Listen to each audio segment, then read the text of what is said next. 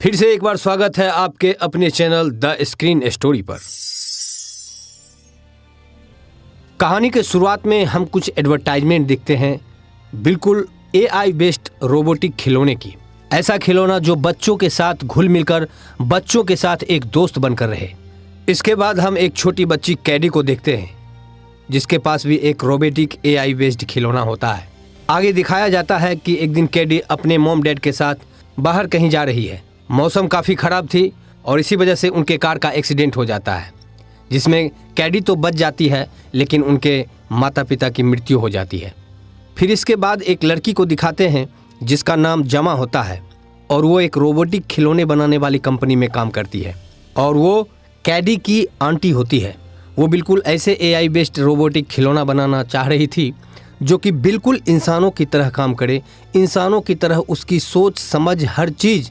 इसके लिए वो दिन रात लगातार काम कर रही थी, मगर इतनी कड़ी मेहनत करने के बाद भी उसका एक्सपेरिमेंट असफल हो जाता है, जिससे कि उसका बॉस नाखुश हो जाता है और उसे बहुत ही कम दिनों का वक्त देता है कि अगर जल्द ही तुमने अपना रोबोटिक प्रोजेक्ट कंप्लीट नहीं किया तो तुम्हें इस कंपनी से निकाल दिया जाएगा।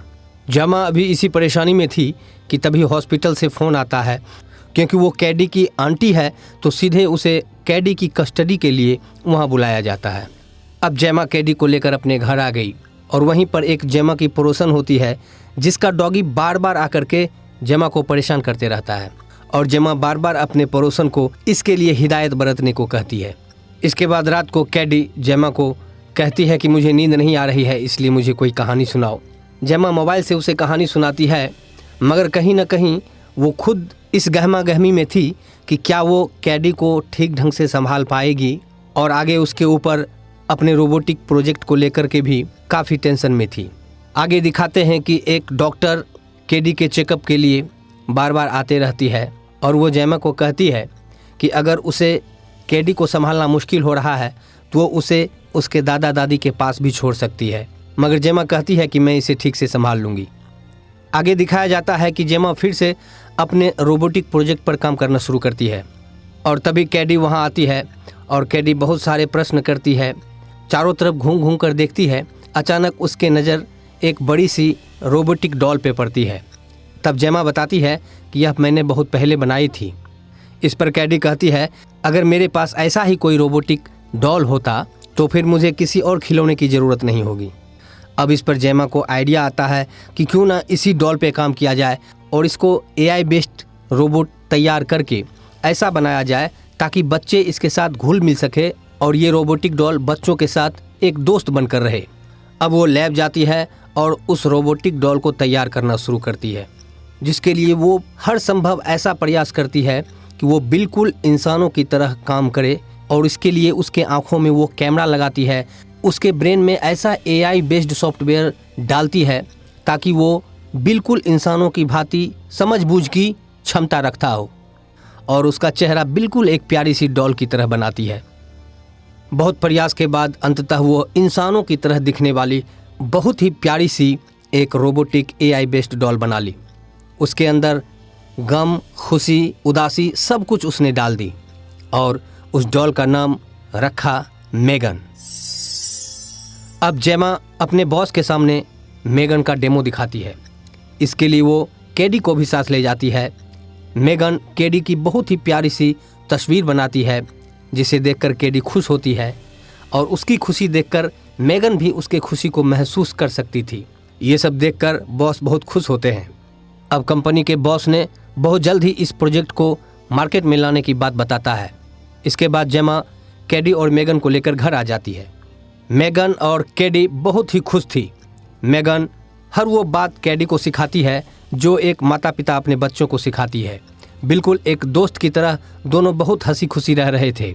ये देखकर जेमा भी बहुत ही खुश थी।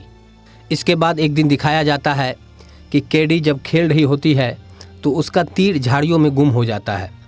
तब मेगन तीर को स्कैन कर उसे लेने जाती है। तभी वहाँ पड़ोसन का डॉगी आकर के मेगन को पकड़ लेता है। उसे बचाने के लिए जब कैडी जाती है तो वो डॉगी कैडी को भी काट लेती है। तब तक जेमा भी वहाँ आ जाती है और वो डॉगी को भगाकर दोनों को सुरक्षित बाहर निकालती है। अब दिखाया जाता है मेगन को कि मेगन अपने दिमाग में कुछ सोच रही थी। मैगन उसी रात उस डॉगी को बुलाकर मार देती है। इसके बाद हमें समझ आती है कि यह मैगन धीरे धीरे एक खतरा बनते जा रही थी। इसके बाद दोबारा से फिर मैगन का प्रेजेंटेशन होने वाला था और वो प्रेजेंटेशन कैडी के साथ होना था। हालांकि कैडी को फीवर था, मगर फिर भी कैडी चलने के लिए तैयार हो गई। अब इस प्रेजेंटेशन में दिखाया जाता है कि अचानक कैडी को अपने माता पिता की याद आने लगती है और वो रुआंसी हो जाती है, और उसके उदासी को ख़त्म करने के लिए मैगन एक अच्छी दोस्त की तरह, एक अच्छे गार्जियन की तरह उसे संभालती है, समझाती है और उसके आंसू पोंछकर पुनः उसे खुश कर देती है। ये देखकर प्रेजेंटेशन में आए हुए सारे लोग बहुत खुश होते हैं और सब बढ़ चढ़ के पैसा लगाने के लिए तैयार होते हैं ताकि इस प्रोजेक्ट को जल्द ही मार्केट में लॉन्च किया जाए। अब इसके बाद फिर दिखाया जाता है कि एक दिन फिर जब डॉक्टर आती है, कैडी के चेकअप के लिए आती है, उस वक्त बातों ही बातों में कैडी से उसके माता पिता के बारे में पूछती है। यह सुनकर कैडी रुआंसा हो जाती है और उसको उदास देखकर मैगन उस डॉक्टर को बहुत ज़ोर से डांटती है। मैगन का यह रूप देखकर डॉक्टर अचंभित हो जाती है और बाहर आकर जेमा से बताती है कि कैडी को खिलौने की नहीं, उसे इंसान की ज़रूरत है। हालांकि उसके इशारे को जेमा उस वक्त नहीं समझ पाती है। फिर एक दिन दिखाया जाता है कि कैडी के जिद करने पर जेमा मैगन को कैडी के साथ उसके स्कूल भेज देती है। हालांकि उसके स्कूल में मैगन को सभी विद्यार्थियों के डॉल के साथ ही अलग रखा जाता है, मगर कुछ देर बाद दिखाया जाता है स्कूल का ही एक लड़का जो सबों को बहुत परेशान करते रहता है, वो कैडी को भी परेशान कर रहा होता है और वो लोग खेलते खेलते आगे जंगल की तरफ चले जाते हैं।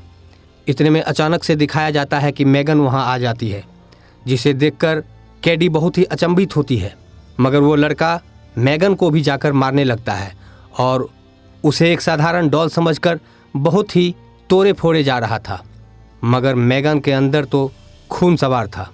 हालांकि मैगन उस लड़के को मारने ही वाली थी, लेकिन अचानक उस लड़के का पैर फिसल जाता है और वो बीच सड़क पे जाकर गिरता है, जहाँ पर कि एक चलती हुई गाड़ी उसे कुचल कर चले जाती है। इसके बाद दिखाया जाता है कि पुलिस इंस्पेक्टर जेमा के घर पूछताछ के लिए पहुँचता है। हालांकि उसे वहाँ कुछ खास नहीं मिलता है।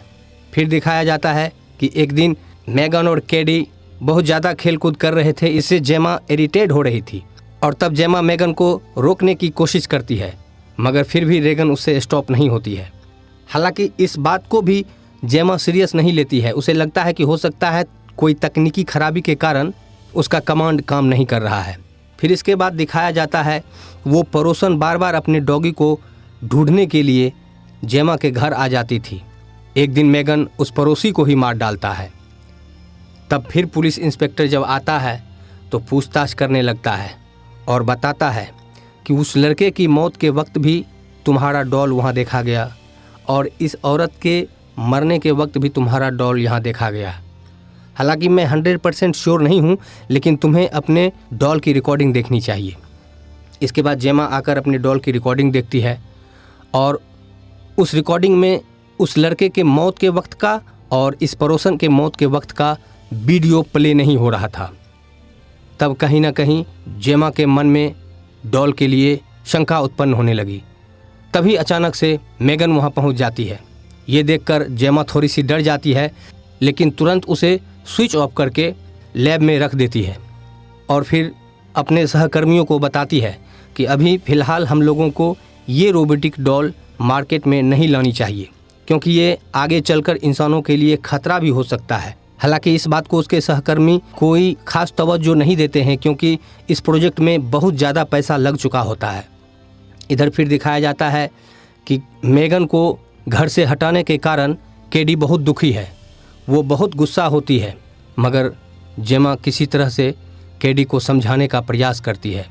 इधर दिखाया जाता है कि मैगन ऑटोमेटिक चालू होकर लैब में तोड़फोड़ करके वहाँ से भाग जाती है।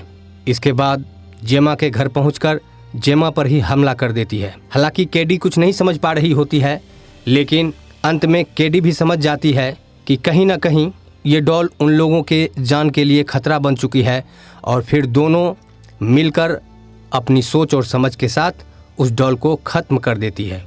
तभी दिखाया जाता है कि जेमा के सहकर्मी पुलिस वाले को साथ लेकर के आती है और मेगन के ख़त्म होने के साथ ही ये कहानी भी यहीं ख़त्म हो जाती है। हालांकि फिल्म में लास्ट में एक जगह दिखाई जाती है कि मेगन का कैमरा चालू है और वो जेमा को स्कैन कर रही है, शायद पार्ट 2 बनाने की तैयारी हो। लेकिन इस कहानी से हमें यह सीख मिलती है कि इंसानों के द्वारा किया जा रहा यह आविष्कार, जिसे हम बिना सोच समझ के साथ मार्केट में लॉन्च कर दे रहे हैं, वो कल कहीं ना कहीं इंसानों के लिए ही ख़तरा बन सकता है। हालांकि ये तो फिल्म थी, ये एक कहानी थी। तो आपको ये कहानी कैसी लगी आप कमेंट में ज़रूर बताइएगा। धन्यवाद।